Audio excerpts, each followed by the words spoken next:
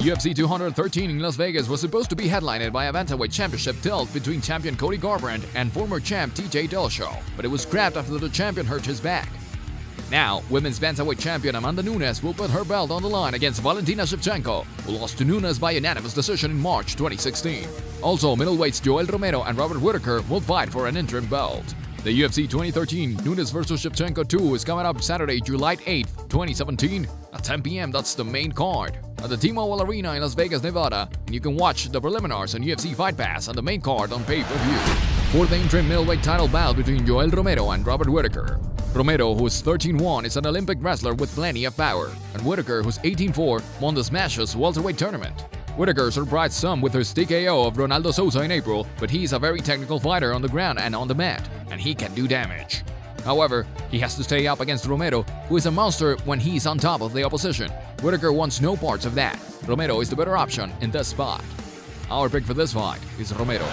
For the welterweight bout between Robbie Lawler and Donald Cerrone. Lawler, who's 27-11 and won a contest, returns to action after losing the belt to Tyron Woodley in July 2016. While Cerrone, who's 32-8 and won a contest, suffered his first loss at 170 pounds in a TKO loss to Jorge Masvidal in January. The start for this match will be the key, as Cerrone is a notoriously slow fighter at the beginning of bouts, and that could be his downfall against a fired-up Lawler. Our pick for this fight is Lawler. For the heavyweight bout between Fabricio Werdum and Alistair Overeem. Werdum, who's 21-6-1, and Overeem, who's 42-15 and won a contest, would love another shot at the title, which Werdum lost to current champion Stipe Miocic, so this is a huge match for both.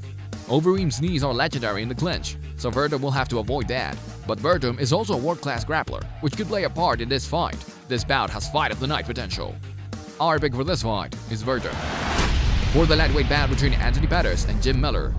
Pettis, who's 19-6, the former lightweight champion, has lost 4 of his last 5 and was outclassed by Max Holloway at Bantamweight, for which he failed to make weight. Miller, who's 28-9 and won the contest, lost a majority decision to Dustin Poirier in February, but he was definitely in the fight and had won 3 straight before that. This fight is all about momentum.